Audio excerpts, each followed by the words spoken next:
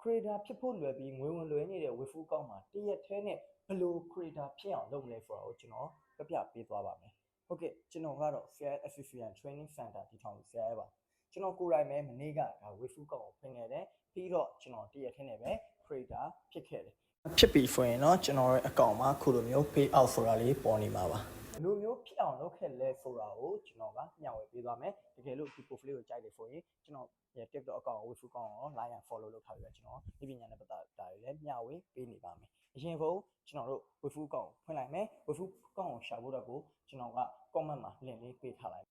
waifu ကောင်းဖွင့်ပြီးရတဲ့ဒီပြန်နဲ့ကျွန်တော်တို့ကအရင်ဆုံး profile ကိုသွားမယ် profile မှာအပေါ်ထောက်မှာ setting လေးရှိတယ်အဲ့ဒါကိုနှိပ်လိုက်မယ်ပြီးရင်ကျွန်တော်တို့ဒီမှာ invite ဆိုတာရှိတယ်အဲ့ invite ကနေမှ link လေးနဲ့ကိုယ့်ရဲ့ခင်မင်ရာတွေကိုပို့လို့ရတယ်ဟုတ်ပြီကျွန်တော်တို့က creator ဖြစ်ချင်တယ်ဆိုရင်ဘယ်လိုလုပ်ရမလဲဆိုတော့ figure လေးသတ်မှတ်ထားတာနှစ်ခုရှိတယ် super like 5ခုရရင်လည်း creator account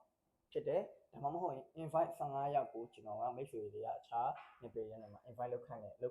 ရင်လည်းဒါ creator ဖြစ်တယ်အဲ့လိုမျိုး creator ဖြစ်ပြီးဆိုတော့လည်းငွေစဝင်ပြီး$5ကနေစပြီးတော့ဒါ PayPal တို့ကျွန်တော်တို့ Binance တို့တွေငွေလေးထုတ်လို့ရနေပါပြီကျွန်တော်ကဘယ်လိုမျိုး super like ကိုရအောင်လုပ်မလဲဆိုရင်တော့နီးလန်းလေးတွေရှိတယ် super like ကိုရဖို့အတွက်ဆိုရင်တော့ကိုက post တင်ရမယ်ကို post ကို super like လာပေးသွားရင်လည်းဒါ super like ရရှိနိုင်လို့ကိုက invite ထားတဲ့သူက